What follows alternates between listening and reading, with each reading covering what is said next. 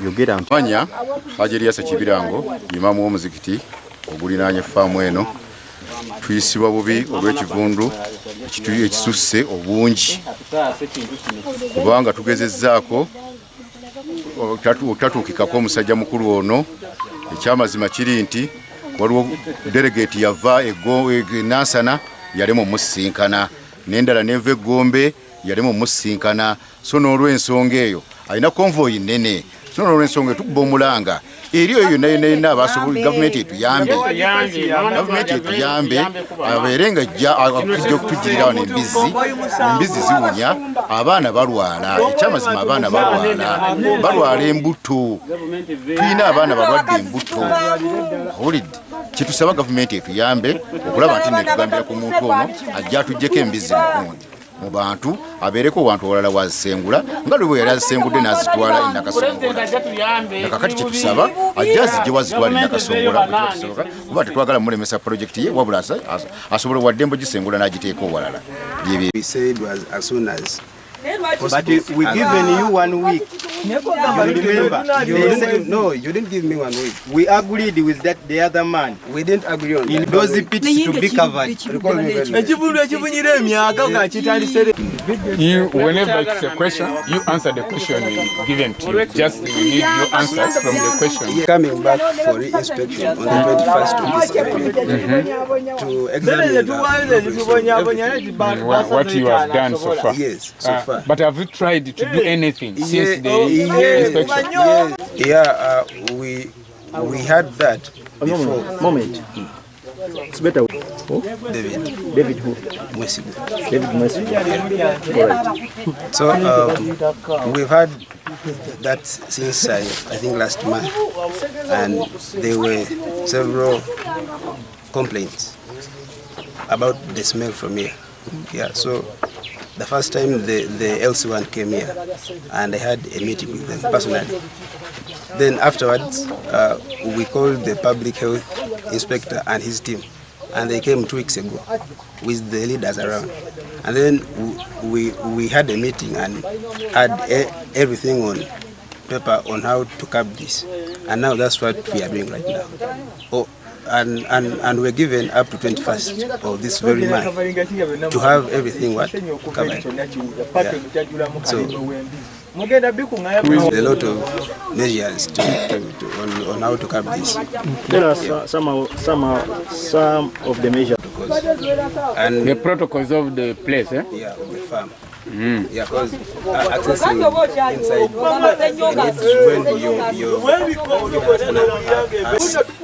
it's getting bigger and worse. We just have to find ways of how to prevent it, because still, if we keep it, it can lead to things. It's a number of things. Of which now these are the things that we looked into and we are trying to work on. What is really causing? One by one. What is causing?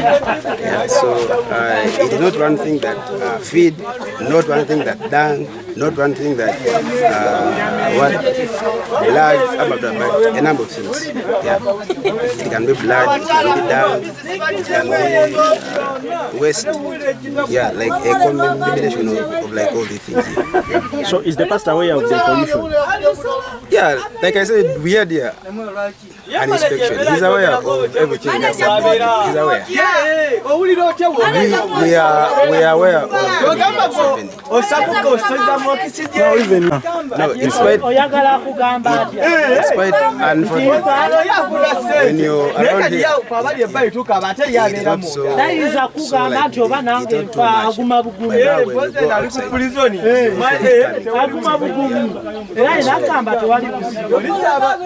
That's how Bachafuna babei family zingaga bagane bafebe mufumbiza bazinkunyi ne mugatta emigogo bisatu ne mujula ne mukola party bukedde nakuba Top TV ne yogera radio ne mukera twagasse emigogo nga mugatta bani keche waliyo keche salwaka emigogo mukaga buyali abisime bya kugenda mu buchafu naye nga bw'obitunulira ng'ekisiko we kyabibika sawa yo n'omuntu asobola okuva eri ng'agobente n'afiira mu kinnya kino tosobola na kumanya nti yafiiriddemu kuba kyo kyajjula ne kimerako n'omuddo kati ne ku nsonga ya security abakozi bonna abali omwo Musumba ni kweli nono ya Lazaro alina omwavu kaina kali mujibwako tuliyesanga mu ggulu nga atusaba amazzi kuba kati ensa tulemya atusizi katuyende wa katona asinza yagabe bine Lazaro yazuukula omugaga teyazuukira katumulinde mu ggulu siri akolerera. Erinnya Nsimbi Albert Speaker w'olukiiko lw'Eggomba l'Eggombe. Ewa Mwami Ssenyonga alunda Embizzi era alunda n'okusala n'asala alina engeri ya abattoir naye ekizibu ekiriwo yali mu controlling omusaayisako n'obukyafu obuva mu Embizzi zino. Yabisimira ekifo biri open era ekivundu kisituka ne kibuna ebyalo bisatu. Abatuuze bagezezzaako okwekubira enduulu ne munnange ensonga tagiwulira. Era olwaleero basazeewo okwekandaga ate okujja okulaba nga batereeza embeera nga bweri. Basaba era tusaba gavumenti tusaba bonna bekikwatako. Nawe mwennyini Musumba oba owulira taasa abantu b'enkene kaddedde taasa abantu b'emwererwe ekivundu kibatta. Abantu tebakyasobola kufuluma bweru kasabuwungeera. Abantu tebakyasobola kufumba wadde okulya kasa budde buwungeera oba budde nga bwonna bukkakanya oba nga bwankuba. Bagenda kulwala abamu balwadde abamu balwala dda tusaba obayambe. Aliraaniddwa ebigo bakosebwa alirwaniddwa essinzizo waje tuyinzo omuzikiti alirwaniddwa amasomero asatu ali masekkati awo.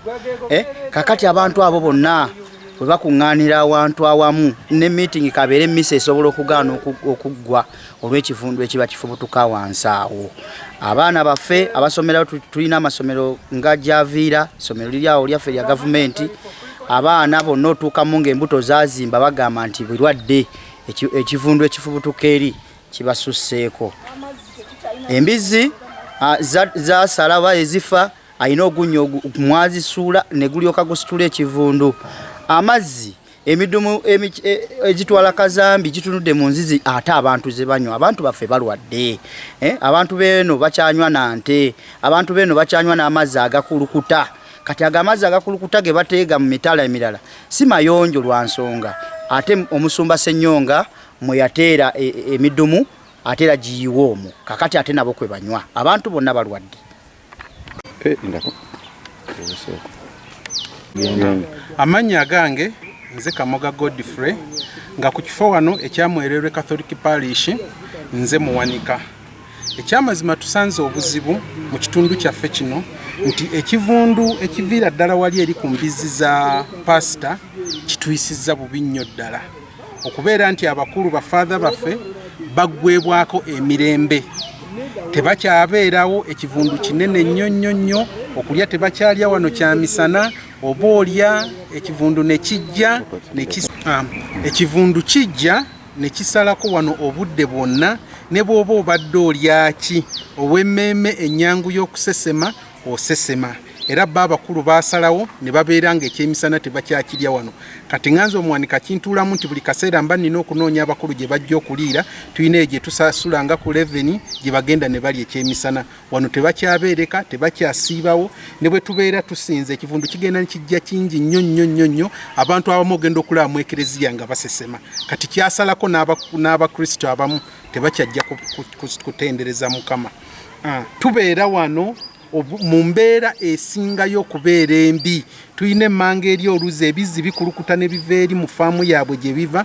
Emmanga wali eri tuyina oluzi abantu baffe abamu waneeno be tukola nabo gye bava kuba ekitundu kyaffe kino tulina ekizibu ky'amazzi naye era kati tuyina n'obweraliikirivu obulaga nti n'oluzi olwo lwennyini luli contaminated n'okugendayo obugenzi ebiseera bino tugendayo nga twesibye masiki osiba busibi kigoye ku mumwa okusobola okubeera nti osobola okufunayo amazzi. Kale okutwaliza awamu n'abatuuze baffe ffenna tulina abaana abato tulina essomero lya Nassale wali eri St Javiira naye abaana balwala okusinziira ku guvundu ogwo ogujja abaana embuto zisiiba zibeereze tewali mirembe yadde akatono. So tusaba ab'obuyinza mutuyambe ku mbeera eno okulaba nti ekivundu ekyo tukiwonye tutya. Abakulu basabye n'okusaba bo babeere nga babakyusiza bandibadde babakyusa naye ne bwe bajja okuleetawo tebannabafuna. Kati tuli mu buzibu bw'amaanyi emirimu tegikyatambula embeera y'obulamu nzibu nnyo mu mbeera. Tusaba abakulu ab'obuyinza mutuyambe mubeeko kye mutukolera okulaba nga ekivundu ekyo kivaawo ne tuli bubi nnyo ddala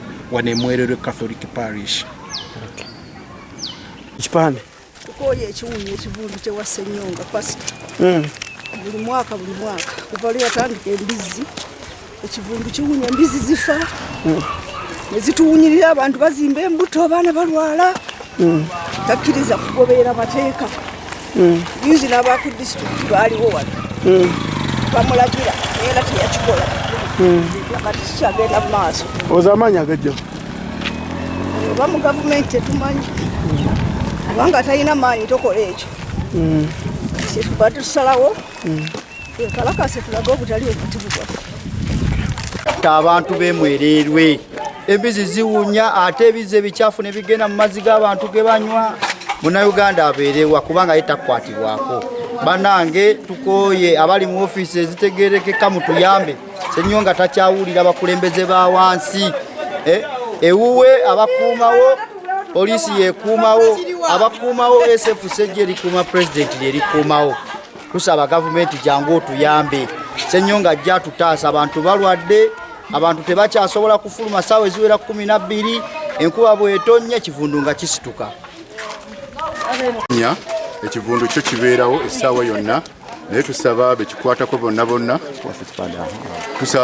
bonna batuyambe mutudduukirire okulaba nga mutugambira ku mukulu Ssenyonga ajje abeeko kyakola ku faamu ye naye tuli bubi nnyo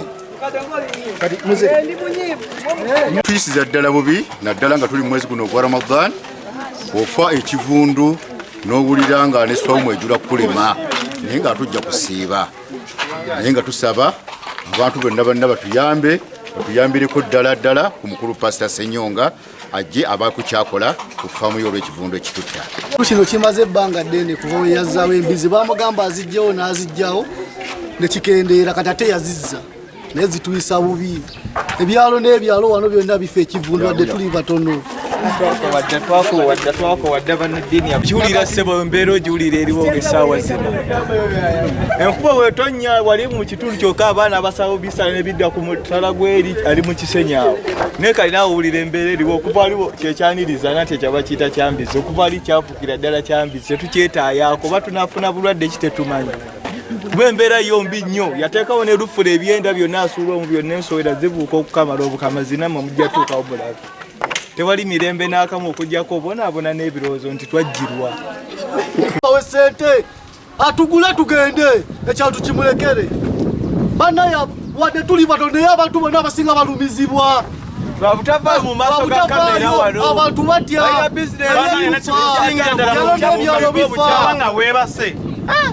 kiri wano tufa ekivundu kitumalawo ng'ekyalo ebyalo biringa 3 ebirangiganye wano naye tuli bubi nnyo banaye batuyambe bazadde baffe bagenze basenguka ku kyalo lwa kivundu bajje batugule ekibuga kyonna ayagala kigula olw'ekivundu netuukako eri wansi ekivundu kibula okutumalawo banaye batuyambe abakulu baveeyo batuyambe abantu banaye tokya essaawa 2 emu ku makya 2 ez'akawungeezi obula okudduka ekyambizi ozi kyafuukira ddala wekifaanana banaye batutta nze ntongo topista tugenda kwogerako nnyo ndi mutuuze w'emwerero Kyambizi tusazeewo olwaleero okujja okwekalakaasa wano olw'omwami Pastor Ssenyonga gwe mumanyi abeera wali ku nkulungo y'oku 3 nanyini kanisa eyo era ye nanyini yagula wano n'alundirawo embizi ze naye omwaka oguwedde embizi zatuyisa bubi abasawo ne bajja ne bamugamba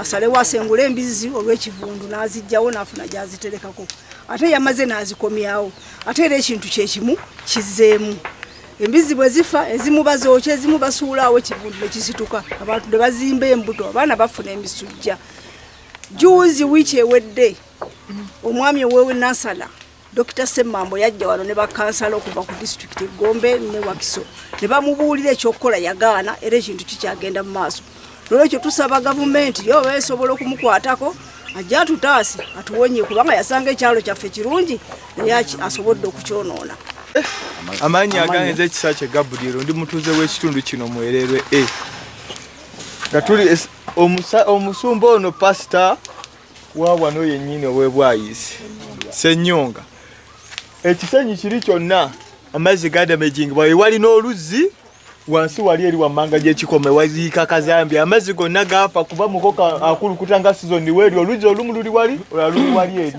tetulina kuno bowa tulinako emu ate eri wala oluzi luli wali ne wali kati mubwekuba tusobola kuganywa tutambula butambuzi lugenda netwambuka eri kuba wali wonna amazzi gonna siweji ali wali wansi ekyo yonna yasimalako fana wali obuyumba bwonna bwayambuka eri waggulu wali wonna kyererezi kivundu n'ekisaanyi kikwata eri embugu tetukyalina yadde ku ttondo ly'otuzi okujjako tambula engendo ensolo zitambula ngendo era zinywera mabanga kati wali tetukyalina oluzi lwa wansi yadde n'olwo mpozi nga twagala birwadde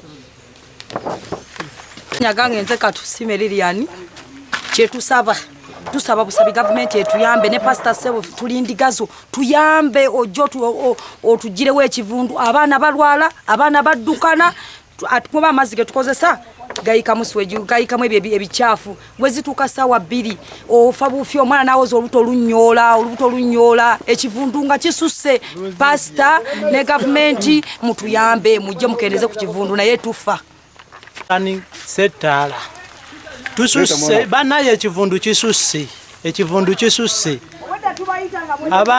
abantu batandise okulwala oli agamba nze ndwadde alusa lwa kivundu tulinamu abantu ab'enzikiriza ez'enjawulo nga bannaffe abasiraamu naye ddala n'oleetera ddala ekintu bwe kityo ku muzikiti kwennyini bannaye musumba tetuganye ne faamu sigamba nti tetujagala ne musumba ekivundu kisusse kakati nga bannaffe banene bafaaza bagala na kusengukawo olw'ekivundu kakati ffe tukole tutya ekifo kigende ekigo kiggwewo olwaggwe abantu balwadde ab'amasomero buli muntu yenna ow'amasomero bagala kutabaana abaana mbuno ebirwadde bifuuse ebirwadde mubeera mwakagira kino ate nga kino ekirwadde kibalukawo olw'effaamu effaamu tetugaana ebeerewo naye ate ekivundu kisusse abantu baffe balwala batandise okulwala alusa tebaagala kulya mmere tewaliwo kintu kyonna apatite zifudde lumbonje bigambo bingi yajja Embizzi mu bantu gano makati g'abantu tunulira estates eziri waggulu otunule erudda n'eruuyi olowooza nti osuubira kuleeta kintu project efaanana bwetyo ogiteeka wakati mu bantu wadda ssebo osumba ekyo tetulina na byetubuulira nje nga musajja atuuse ekivundu ffe n'oba ng'osika kivundu emimiro ne gifa gwe tokkirisenyiga tawona olubuto lujjula bujjuzi n'oddukana kati gwe ssaba ffe tube nga tukola ki ffe twetwagala tusaba ekintu kimu ajje fune wateeka Embizzi ze tewaliwo nze Kigo Steven ndi mubuulisi wa njiri mbulya mu kitundu mwennyini muno mwenti naye mukama waffe Ssebo manyi oli mukkiriza olina enkumi z'abantu abakukkiririzaamu nga gwe omusumba naye tufa abaana baffe balwadde ebirwadde bituluma ebitategerekeka ate ne bwe tuba tubuulira enjiri nze ndi mubuulisi wa njiri betubuulira mu enjiri kuno ku kyalo n'ekitundu ekitwetodde bagamba totubuulira batugoba bugobi olw'okuba gwe Ssebo kubanga bamanyi nti oli mukkiriza bangi abakukkirizaamu buli bwe tugenda okubuulira enjiri abantu batugoba olwaki bagamba nti omusajja wamwe mulokole abantu bangi abamugoberera naye atusse ekivundu nange kimpisa bubi ate ndi mutuze ndi wano neyiba naye mukama wange tuyambe Ssebo tulabe bw'otutaasa kubanga ekyalo kyonna kifa ate n'enjiri mukama waffe Yesu yagamba mubuulire amawanga na buli kitonde ate be tubuulira baffe ekivundu Ssebo nze kyensaba ng'omutuuze ate ng'omuwulizi w'enjiri jangu tujjire Embizzi mu kitundu naye tufa tusula bubi sawa 10 nga bukya ekivundu kiyingira mu mayumba ne tubulwa nga tetukyasa Ssebo tukooye tuyambe beera mw'omutima ogulumirirwa kubanga oli muntu w'abantu oli muntu wa Katonda tukole tutya nze nganze okufuna kutulo ina kunywa walaji okusinga mbeera ku kansala kubanga yatukulembera bakansala betubeerako nti baye nze bembeerako nga mbagamba nti munnaye mubeeku bwe mututaasa oba nga abantu bataasibwa ne bagamba nti munnaye omwami otatuukikako era balina solution abagamba nti balina solution yonna gye bagenda okukola naye tekolebwa. And the problem is that himself the smell is not too much according to okay, let the concerned come for interrogation if possible. Madam, good evening. Good afternoon. Now, manager.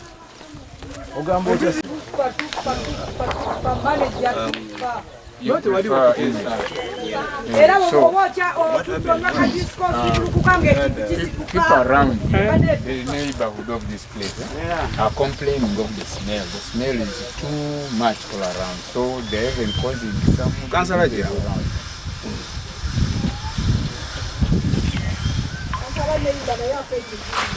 Yeah, so we had him 2 weeks ago with him. He was part of the team. Yeah. Then we were given 1 month up to 21st. Which month? 21st this month? This month. To have everything sorted.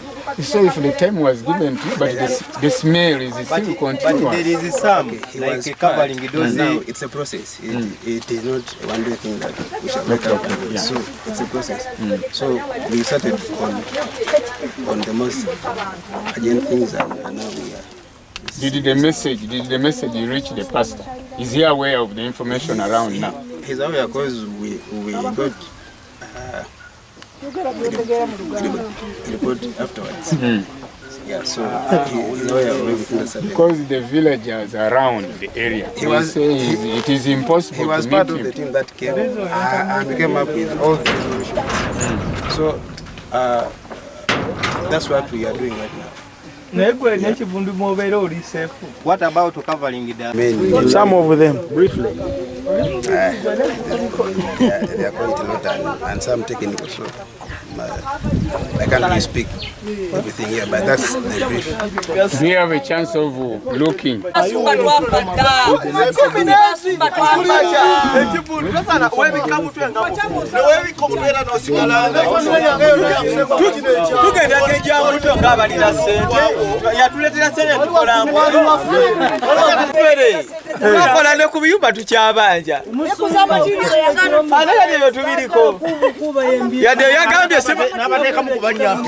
Kali huyu atali kugwabisia galondo bakati musumba na munagani zawo nangere ngabeze napanda mudini nali mulokole kati nabuvaamu ndadda kubwa jjajja edini gyesoma yange gyentegera kati oyo mufere saka kani ngokola kineno mukama akutuma kola bino buno buweereza Embizzi buweereza atugule kale fenna buweereza sitani abakunganya mukunganye wano afuna mpeera eno mpeera mbuna abatuli mutope nabanadi tugambe tutya nabakkiriza mukukkiriza alumangana n'abasumba balala project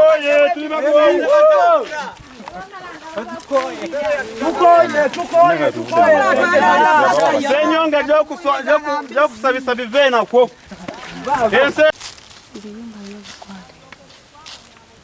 ne mwala wali ebizinga biserengeta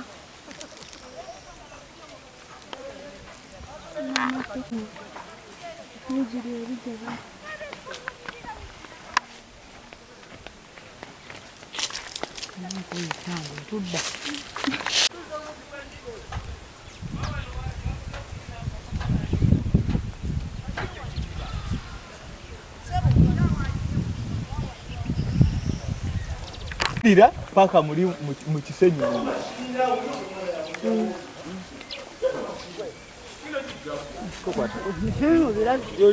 Ndozola no mukulu okuba bwetonya.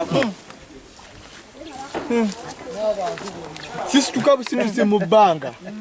Kati aboku mutale libe bakakase ekiri wali. Empewo bwetwala. We kuba ekyangulu nga bafuna, wezeri nga bali bafuna, je tunula je kuwera. Ne kumacha kibera kyaka buli wamuwe ekiri. Wano ulira kano. Kati biraga wa yabitegekera waje biraga. Bibyo biyingira buyingiza budde bwankuba season yatandise. Bikunganyiza.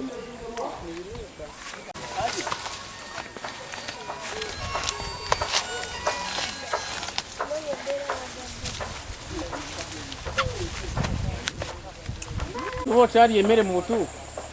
Ogweza kawunga ko. Ngo ino kali. Obato kyakali. N'aba amasomero gaafuuwa. Konna. Sigamba mbuno yabisimira kinya kiri awo. Ate ebinnya biri ebibiri. Byokka byajula. Mwe muggwa Embizzi enfu tazooke. Ebbale Sekate, kansala w'ekitundu kino. Nze nno ndi munakuwavu. Abantu bankeera ku makya, abamasomero bankeera ku makya, buli muntu aleeta complaining ye ate nga nange bwentyo mu kitundu mwensula. Naye tulina ekizibu nti n'ebinnya obunnya bye yasima omukulu oyo yabireka ensiko n'ebikwata kakati nga bw'otunuulira wano wonna olaba wano binnya yabisimisa tulakita eno kakono tabikozesa yabireka mu nsiko biri ebigenda mu kazambi byajjula dda bwebiti bifulowinga kati nga bw'olaba ekisenyi kino kyonna bwe kitambula waliwo oluzi lw'abantu na wali ku nsonda waliwo oluzi lw'abantu abantu tebakyalina mazzi ge banywa kubanga ebukyafu bwagatta n'enzizi kitegeeza abantu boolekedde okufuna ebirwadde bye tutamanyi abantu abakyala bavaamu embuto nga tezinnaba kutuuka abaana abato balwadde emisujja ekiddukano kiri mu muluka gwange ogwamwererwe ate tekikosezza mwererwe yekka wabula n'ebitundu ebyerinaanyeewo eno faamu ekosezza ebyalo 5 ebirinaanye wano ffe tutambula ng'olumu abantu balowooza tulina n'omusajja oba yatuwanguzi tetumugambako naye tugezezzaako tuleesa abakugu ab'enjawulo kati ne emabega nga Easter tennatuuka wiiki nga 2 emabega twaliwo ku faamu naye yama okubika ebinnya byasuulamu embizzi enfu oba okuteekamu eddagala ekka kireme kuwunyirira abantu teyakikola abantu bali ku mbeera enzibu twalya Easter ng'embeera mbi nnyo abantu b'oku kigo wali abafaaza batuuka n'okusaba basenguke baveewo naye kati ekkanisa eyo nga Kereziya eyamba abanaku erina bakate eyamba beeweerera erina abantu beegasa bangi abakadde abantu abaliko obulemu bayambibwawo kati Kereziya eggalewo eyasangibwawo lwa Embizzi bw'otunuulira eri yonna nga boolaba estate bantu naye estate eneebeera etya nga abantu Embizzi zituli wakati so tusaba gavumenti etuyambe ofiisi ezisinga tuzituuseemu baladisi bategeezebwa ba RPC ba DPC bonna bamanyi ku nsonga eno naye simanyi lwaki eringa ekwatiddwa ng'ey'okusaaga obulamu bw'abantu bugenda kufiira wano ensonga endala ya security azisuula mu binnya bino n'olyoka ekivundu kitambula n'osanga ensega wano wonna nga zibukabuusi ndowooza n'erimulengera ebinyonyi biri mu kulya olumu abantu bamanyi n'okugamba nti oba omusajja attirayo bantu n'abasuula eyo kubanga n'abakozi abali ku faamu baleeta tabanjula kwerosi ate nga mu Uganda tuwulira abatujju baasala naye abakozi abali ku faamu bonna okuva ku manager paka bonna teyabanjula kwerosi tetubamanyi kati olumu abatuuze beekengera ne balowooza oba be babba n'eppiki z'abatuuze baffe ku makubo nga babateega so obubbi bweyongera mu kitundu embeera y'endwadde kati kino mukoka atambula butambuzi enzizi oba ogamba nti gwe mu pulezidenti ali mu ggwanga abantu bano baakulonda lwaki tebafiibwako omuntu omu anyigiriza atya abantu bonna ne pasita kitegeere nti ayina omukisa asaasira omwavu bayibuli bwegamba gy'osoma kakati gwate saba naawe ofunemu omutima ogw'eddiini wobanga okkiriza Yesu nga n'enjiri gy'obuulira ya mazima toli nabbi wa bulimba kola ekisoboka kyonna okulaba ng'abantu bataasibwa kubanga tojja kwagala mwoyo gulokoke ng'omubiri ogukuuma omwoyo gufudde eno ye yeekaalu ya Katonda mwetuula omubiri naye emibiri gy'abantu gifudde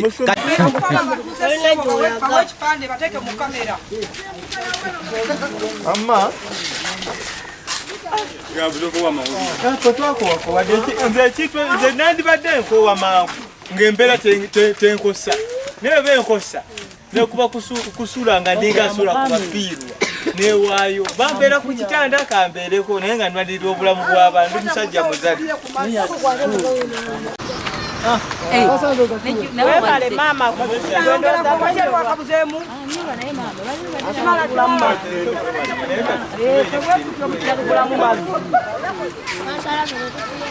mwebalire ddala bana tubanye kitusobola kubuuza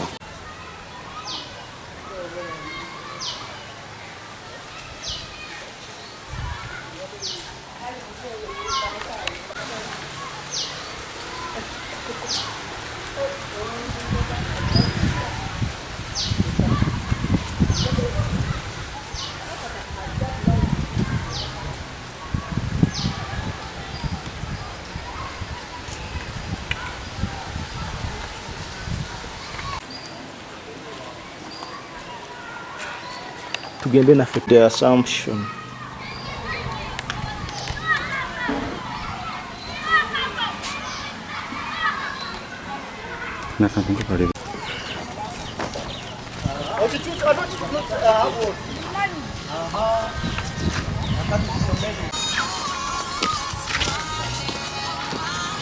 Maina bizibu.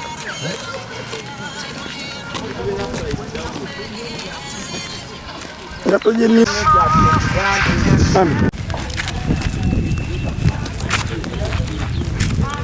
Julira sebo mbero julira eriwo gesawa zino. Enkuba wetonya wali mu kitundu kyokka abaana abasawo bisala ne bidda ku mutala gweri ali mu kisenyawo. Ne kalina awulira embere eriwo okuva aliwo kyekyaniriza nate kyabakita kyambize okuva ali kyafukira ddala kyambize tukyetaayako batunafuna bulwadde kitetumanyi. Bwembeera yombi nnyo yateekawo ne lufula ebyenda byonna asuula omu byonna ensowera zibuuka okukamala obukama zinamwe mujja tuukawo bulabe. Tewali mirembe n'akamu okujjako obonaabona n'ebirowoozo nti twajjirwa. Naye embizzi zaalwala muzafunamu obulwadde n'azisengula kati yazizza tuli bulala. Tuli bulala nnyo nnyo nnyo. Embeera mbi tetulina kye tugamba embeera mbi nga bw'ogiwulira nayo kiri bubi. Tuli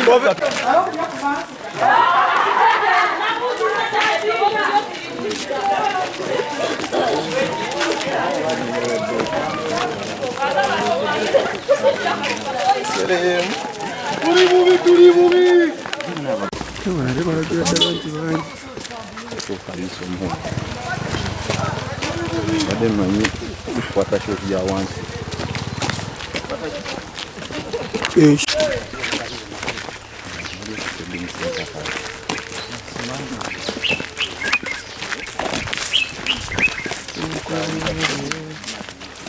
Pundu okuviira ddala mu nju omuntu n'obeerawo ng'obonaabona bubonyibonyi olw'ekivundu omuntu nayagala n'okuva ku kyalo fe abatuuze omuntu olwogerako ate bagamba nti nno bamwe muve ku kyalo nga ekyo kijja kitya omuntu omuzza obuzzi ekivundu kisusse ekivundu kisusse banange batuyambe wa gavumenti naye veeyo etuyambeko tuli bubi tubonaabona tuli bubi kyakalana okwata ku nnyindo otambula nga nnyindo tukuba mulanga banange gavumenti tuli bubi naye nga sewanga jampeewo sente ati fe tusimuwa Ikansala yalaze uli yagenza okukunga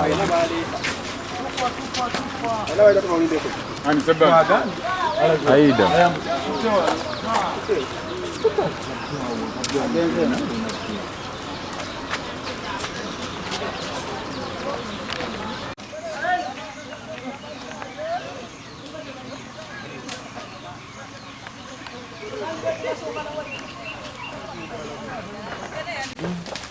ono Saalongo Nyansi Kasinzi nze ekintu